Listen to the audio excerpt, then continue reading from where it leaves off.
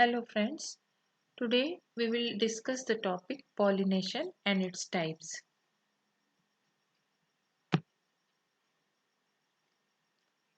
Now what is pollination? Let us first define pollination.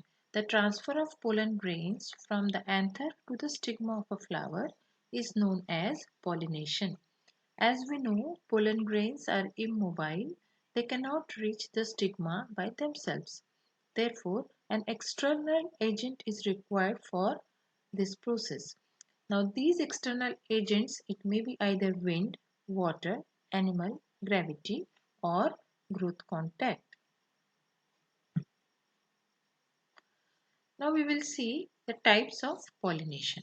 Now, there are two types of pollination. First, self-pollination, and the second one is known as cross-pollination. Now, self-pollination is also called as autogamy, that is the transfer of pollen grains from anther to the stigma of a same flower. Second one is geitonogamy. Here, the the transfer is been taken place from anther to the stigma of a flower. That flower, it may be the flower belongs to the same plant. Now the second one is cross pollination. The cross pollination, or it is also called as xenogamy. Now this xenogamy, cross pollination, it takes place with the help of certain agents, abiotic agencies and biotic agencies. Now abiotic agencies are either wind or the water. If the transfer is through wind, it is called as anemophily, and if it is through water, it is called as hydrophily.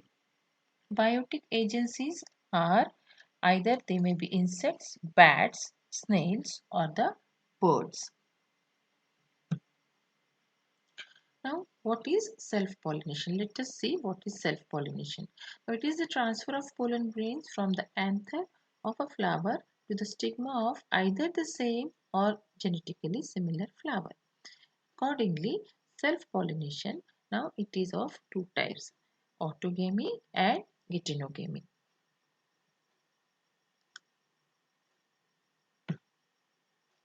Now, what is autogamy? It is a type of self-pollination in which an intersexual or a perfect flower is pollinated by its own pollen. Now, autogamy, it occurs by two methods, homogamy and the clusterogamy. Now, what is homogamy? The anthers and the stigmas of clusterogamous or open flowers are brought together by growth, bending or folding. And clusterogamy, in clusterogamous flowers, such type of pollination occurs. Here, the anther dehisces inside a closed flowers. The growth of the style brings the pollen grains in contact with stigma. Pollination and seed sets are assured. Now, pollinators are not required in this process.